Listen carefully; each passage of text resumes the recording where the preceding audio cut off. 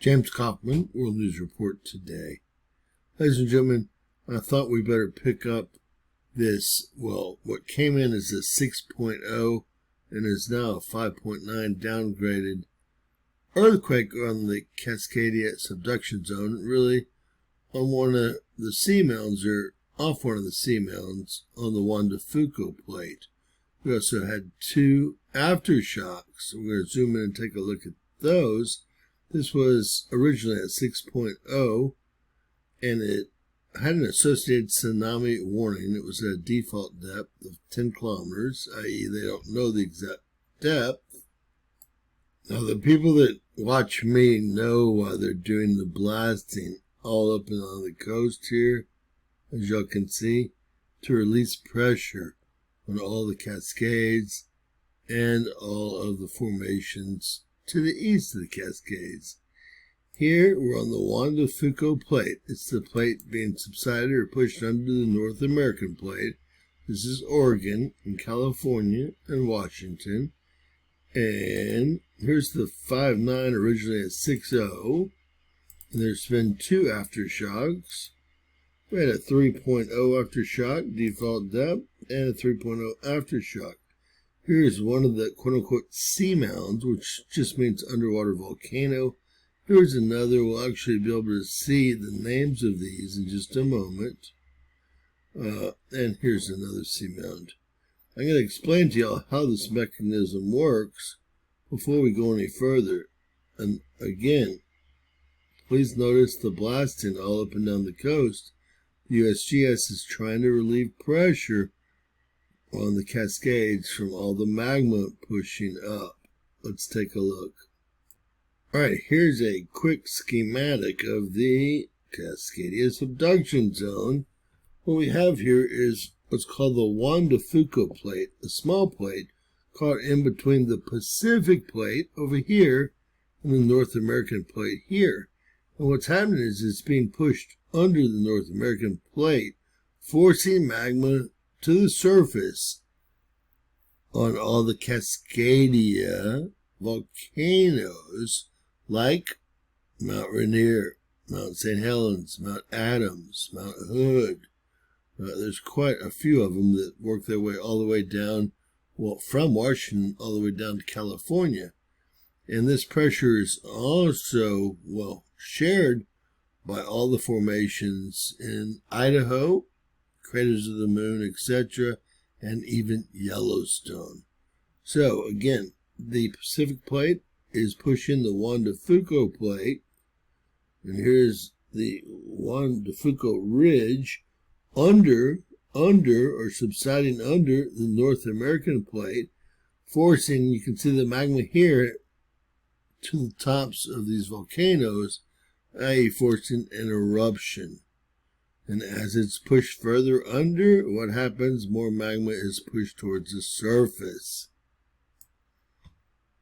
Alright, now we're doing this because we noticed that we had a swarm over here in Venezuela, and Pele is right there. We're also having magma movement under Pele. And Edgar Casey said, when Pele and Edna, which is already in full eruption, go off at the same time, we'll have less than 90 days before we lose the west coast of the U.S. And remember, Pele is yellow, i.e. awakening, although it has been for some time. Now, we have a 5.9, as discussed here. It was a 6.0. We'll get some detailed information about that quake in just a moment. We also have two aftershocks here. Now, I believe that they're both 3.0s. Let's see if we can zoom in and get them. A 3.0 here and a 3.0 here. We'll pick this one out. It should be a little bit better and get some detailed information there as well. That 3.0 was at a default depth, and the main reporting agency was the USGS. And our 6.0, that was a default depth as well, USGS, main source. We have International Research Institute on Seismology, 5.9, Europeans 5.9, both default depths. And we'll take a look at this 3.0, also USGS main source, and the Europeans and the International Research Institute on Seismology both come in with the same information there. Let's take a look at some details of these quakes here. The 5.9 being the most important, and the seamounts here being very important, i.e. underwater volcanoes. Headed over from volcanoesанdearthquakes.com to Volcano Discovery, a 5.9. I believe this was downgraded. We'll see what other agencies have to say about this quake. All right, first the 5.9 coming out of the chute, default depth 10 kilometers, USGS main reporting agency, 0.7 atomic bombs worth of energy release. We'll take a look at one of the two 3.0s. Let's see what the closest seamount is, if we can here.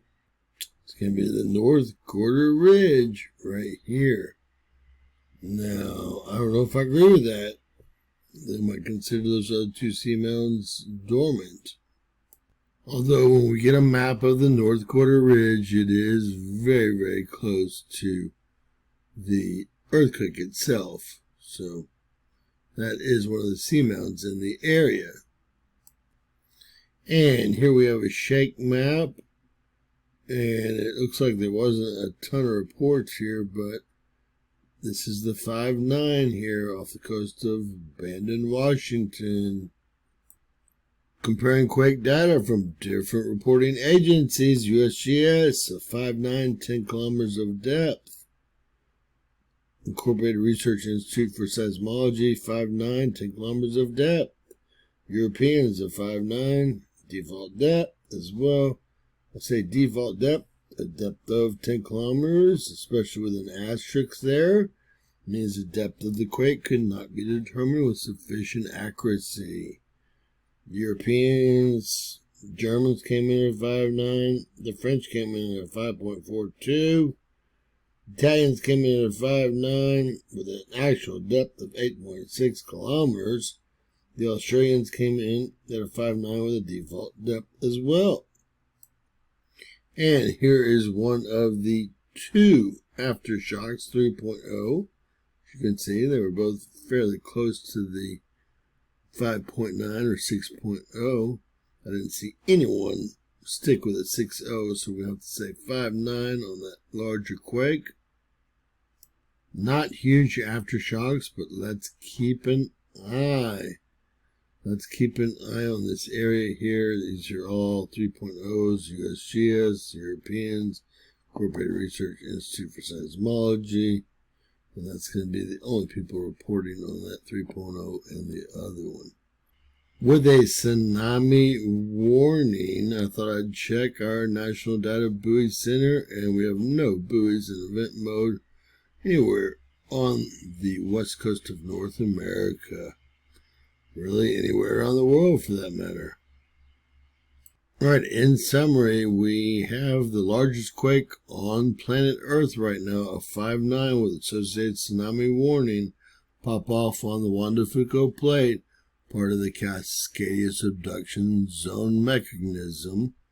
And we had two aftershocks after that. We're keeping an eye on that because of, well, what's bound to come up in the future. Is it near term? Is it decades away? Well, I don't think anyone knows the answer to that.